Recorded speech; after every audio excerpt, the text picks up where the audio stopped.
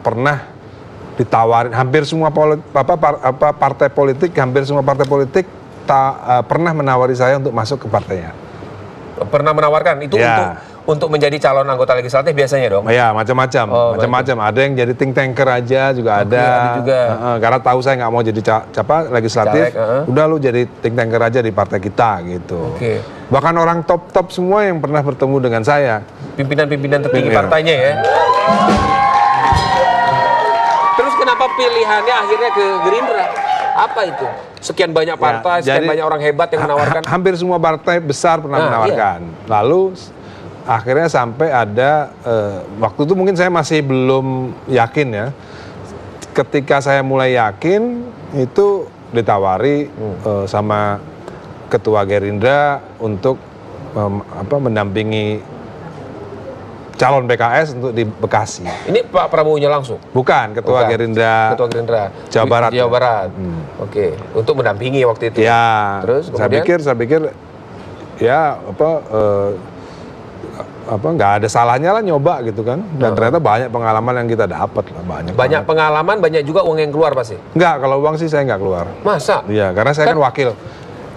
Biasanya yang keluar tuh bupatinya biasanya. Oh, berarti karena Mas Dhani nggak keluar duitnya makanya kalah nih. Mungkin juga.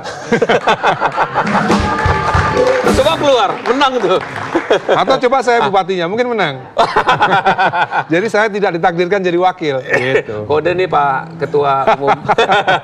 Jadi lain kali Mas Dhani langsung jadi kepala daerahnya, jangan wakil gitu ya. Mas, tapi kalau kita bicara politik itu keluarga mendukung, maksudnya istri mendukung nih? Mendukung lah, ibu saya juga yang paling ngerti kan. Jadi kan ibu saya kan juga istri seorang politisi gitu kan. Jadi pasti... Tapi kan beda dong era politik zaman suaminya, ayah dari Mas Dhani sama politik sekarang kan berbeda. Sebenarnya nggak ada bedanya sih, masih itu juga sebenarnya. Kan situasinya ini kan ada terpolarisasi sejak kita tahu di sini politiknya si A dan si B. Justru setelah terpolarisasi itu menurut saya justru menarik buat saya. Apa yang membuat menarik? Ya, jadi semakin jelas garisnya gitu loh. Head to head gitu, jelas. Ya, makin jelas garisnya.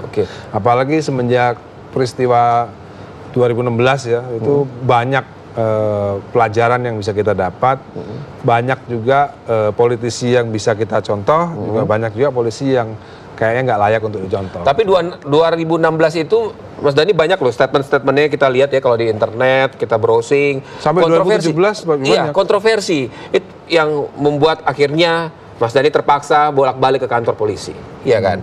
Nah itu Mas Dhani, itu pengalaman seperti itu nggak membuat mundur takut? Sebenarnya karena kita kan masyarakat kita kan masih banyak yang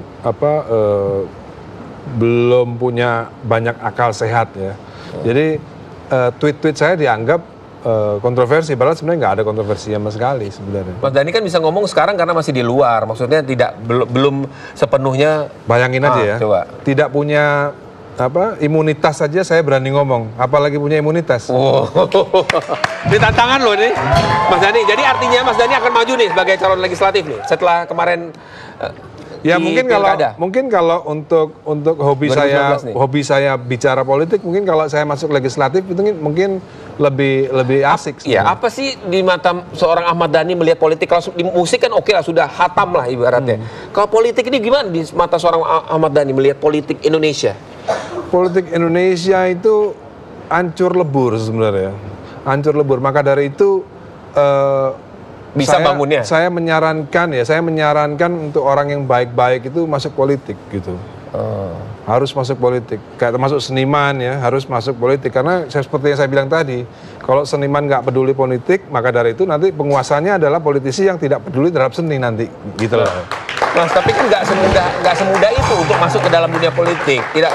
Tidak mudah untuk masuk melenggang ke Senayan. Tidak mudah untuk Mas Dhani sudah ngerasain sendiri kan gimana pilkada. Nggak juga. Ada beberapa teman kita artis yang mudah juga masuk ke Senayan. Ya, tapi setelah masuk nanti nggak ngomong juga. Nah, akhirnya, itu yang kita sayangkan. Ya mereka cuma butuh patron aja sebenarnya. Mereka butuh sosok yang bisa dicontoh. Sampai saat ini kan belum ada artis politisi yang bisa dijadikan contoh gitu loh. Tapi menurut Ahmad Dhani sendiri seorang Ahmad Dhani mampu mengubah itu menjadi contoh buat para seniman atau musisi. Mampu atau tidak, yang penting kita udah mencoba gitu. Kita udah mencoba untuk menjadi seseorang sosok yang berbeda beda dari mereka-mereka yang udah di dalam gitu loh. Oke.